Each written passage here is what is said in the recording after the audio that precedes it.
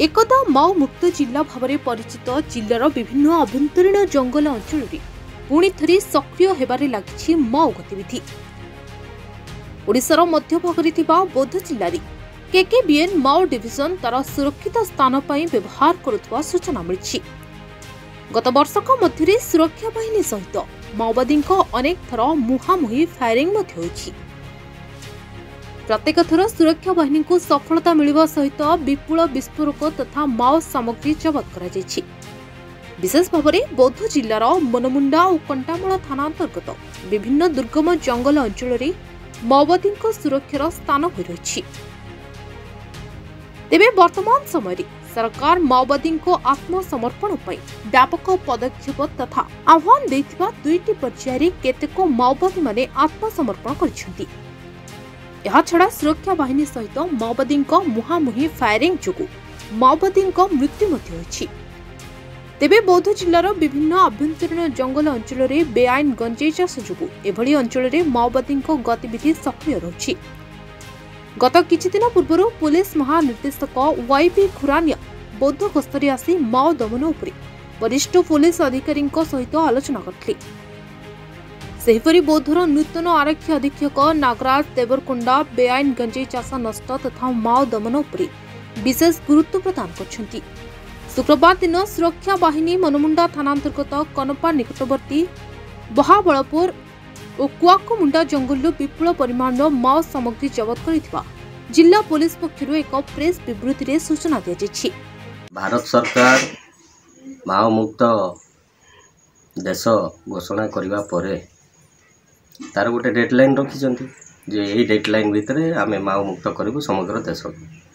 देशर विभिन्न राज्य रे जो माओ एक्टिविटीज रही मुख्यतः आमर कंधमाल एवं कोरापुट नवरंगपुर आमर बौद्ध जिला एमती अनेक जिला रही जोटा बॉर्डर एरिया जिला गुड़ाक से गुड़ाक माओंकर गतिविधि विभिन्न समय आम देखिपारिजे एवं परवर्ती समय ऑपरेशन होती किसी माओ सामग्री धरा पड़ी किसी माओ आत्मसमर्पण करिसेंती किसी मृत्युवरण करिसेंती। तो सरकार जेहेतु गोटे निष्पत्ति नेले जे माओ मुक्त समग्र देश को माओ मुक्त करा जिवो बोली सेही क्रम रे वर्तमान जोरसोर रे सरकार लागिचंती एवं माओवादी मान को मध्य कहा जायछि जे तुम आत्मसमर्पण कर एवं साधारण जीवन यापन करिया पे जहाँ सब आवश्यक अछि सरकार जोगै देबे। तेणु अनेक सेही सरकार डाकरा रे अनेक आसिक आत्मसमर्पण मध्य करिसेंती एवं आउ किछि रहिसेंती जो माने कि आंदोलन माध्यम रे तांकर जो लक्ष्य स्थल में पहुँचापी आंदोलन एवं भी जारी रखिंट। तो से दृष्टि माओवादी किसी अंचल सांगे जिते आमर जवान मान सांगे सामना सामनी होची से फायरिंग होची मृत्युवरण कर जवान भी मृत्युवरण कर। तो यही जो प्रक्रियाटा दीर्घ वर्ष धरिकी चली आसी बौद्ध अंचल पूर्वर माओ गतिविधि नथिला। वर्तमान सेपटू जेहेतु जोरसोर रे पेट्रोलिंग एवं तांकर विभिन्न प्रकार जवान माने पेट्रोलिंग सेपटे जिते घोड़ेबा आरंभ करिसेंती एवं सामना सामनी होगी फायरिंग होची बाध्य होइकि सेमाने तांकर आश्रय स्थल खोजी बसिचंती। तो बहुत गोटे होची तांको पई सबुठु सुरक्षित आश्रय स्थल जोंठी कि आमर सगड़ा साइड रे जो जंगल गुड़ाक रही से जंगल गुड़ाक सेमाने रहुतुवा विभिन्न समय आमे खबर पाइछे एवं विभिन्न सामग्री मध्य जबत होइछि। गत कालीर कथा आमर बहुत पुलिस पक्षरु जोटा ऑपरेशन करी गुड़ाए माओ सामग्री से जबत करिसेंती एवं आगामी दिन रे मध्य से पेट्रोलिंग मध्य जारी रही।